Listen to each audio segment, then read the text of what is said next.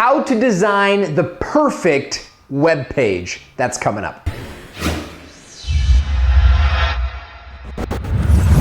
Hey Rockstars, welcome back to thevideospot.net. My name is Owen Hemsath, and today I'm going to talk about how to design the perfect website page or silo page. Now, if you've seen some of my other videos, you know that I'm a big advocate of creating silos. And although silos, you have to do a little bit more these days. Like a silo alone is not going to get you where you want. It's certainly going to put you ahead of your competition. But a big part of that is designing a web page. Now, a big problem that I see with business owners and like clients that hire me and other web designers is for every page, they're designing like a new page. It's like, well, we need to add a new page to our website. It's like, well, great, I got to design a whole nother page. No, it doesn't work that way. You need to be creating templates, and a lot of website themes today support a template-based system. So what we do is we create a series of templates that you can now export to the rest of your pages, but it's still important that those templates are created properly. So let's go in close and take a look at how we've designed a web page that's designed to be kind of like a top of the silo type of scenario, okay? So you landed on the home page,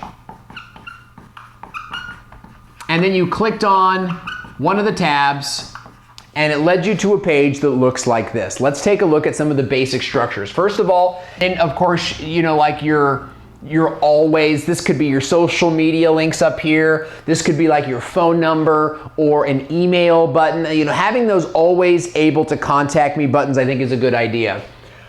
Up here, you've got your navigation tabs. Now, when I first started in this, it was kind of like the thinking that you should have 7 navigation tabs. I don't agree with that anymore. I think that you need to have like 4 or 5 tops, and they need to be very simple. Every single one of them should be directed at converting a viewer to sale. So you don't need one of these navigation tabs to say home, right? Because typically your logo will lead you home. You needed to say something like about us, what we offer, how to work with us, and our blog.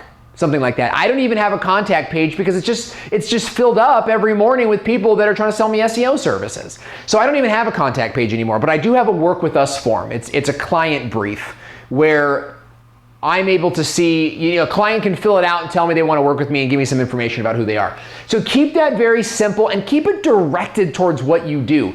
Products, services, work with us, right? Keep it really simple. On your page should be, 300 to 400 words, maybe 500. 500 words is more like an article, but that's the thing, is chock it full of stuff, man. You gotta have content on your page. 400 words is like a minimum. And you wanna saturate that page with maybe like 2% of SEO and include some of that in your H1 headers. And I know, some of the nerds out there will be like, oh, your H1s don't really matter. They don't really matter, but it for the search engines, but it goes to viewer intent, right? A lot of people skim websites. So make the headers, right? And that's that big, bold H1 tag that's in there. Make it so it says the keyword. So that way they know when they're scrolling, oh, I know I'm on the right site. This is what I was looking for. So we've got the navigation, we have a sidebar, okay? The sidebar here, I believe in sidebars. Some people are doing like this whole page design, that's okay, that's fine. If that's the intent of your site. I like sidebars because it enables me to engage with the viewer in different ways. So for example, this is gonna be a content page, but I've got in my sidebar space to put an ad. And that ad could be an offer, like a free offer, right? To my ebook or to my series or to whatever the case might be. And then, you can design that page to go to your landing page, where now you're converting web viewers into a lead, okay? Underneath that, maybe you have a directory to your silo, right? You have all the related pages. Or maybe you have, you revisit your navigation tab here. These are called, if you have any links over here, these are gonna be called site-wide links. Okay, so they're gonna appear on just about every single page where this sidebar is. So you don't wanna make these like terribly like spammy or purposeful, but it's just to help the viewer get where it is they're going. I like to use related links because if they're on a page about video marketing, it might be helpful to have YouTube, YouTube marketing, landing page videos, video production, video bumpers, maybe even a tag that says, what are you looking for? And then underneath that, I have a little circle there, which I typically use to represent a testimonial. So maybe you've got a testimonial widget right in there where it's every time it's refreshed, a new testimonial pops up, right? So you're engaging with the viewer that way. You might even have like social media links. I'm experimenting with an Instagram box. So we'll see how that turns out. Let's go to I'll come up to the main page last. Go to your footer. Your footer here is a huge resource.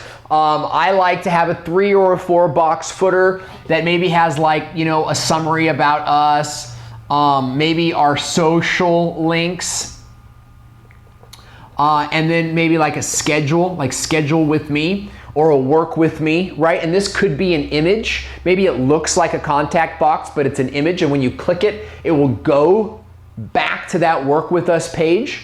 See? And then maybe in here you've got something like your blog roll, right? So your latest and greatest blogs. Or maybe it's like your most popular blogs, which you can work that out with some plugins. In your main page here, your main body, let's go back to that, okay? We said about 400 words. But look at how I have it structured. I have an image up at the top, and then I have some text right next to it. Now, underneath that, I have more text.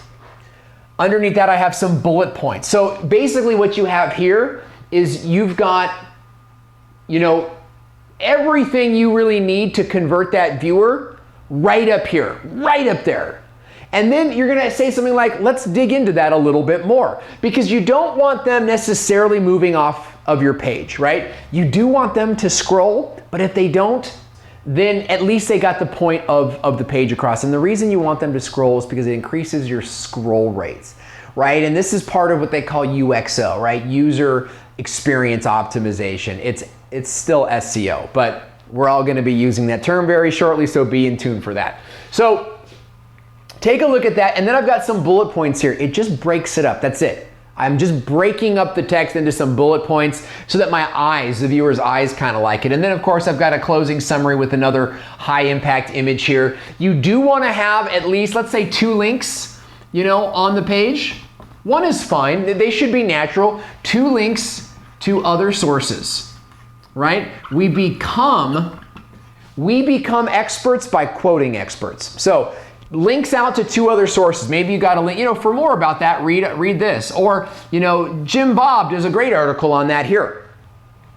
And then in your images should have alt tags. So I like to use at least 2 images per page plus alt tags, right? And then you're like totally optimizing. If you're using WordPress Yoast plugin, you'll get shining colors and everything's good to go. So I've got a swipe file, a cheat sheet that you can use where I have all of my wireframe, my best performing wireframe templates. And if you want to check that out, you can click the link in the description box below and I'll get you you can look at all my design templates and you can steal them, you can use them, you can do whatever you want with them. But I have an image like this in there and you can have like an actual icon-like image with all this kind of stuff on it.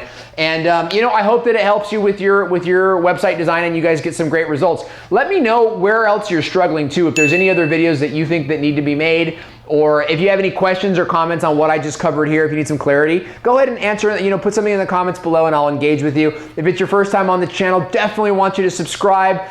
We are engaging we want to engage with you and have a great time with you. So I hope that you'll take the time to subscribe to the channel and check out some of our other videos as well. Thank you for joining us on thevideospot.net and we'll see you next time.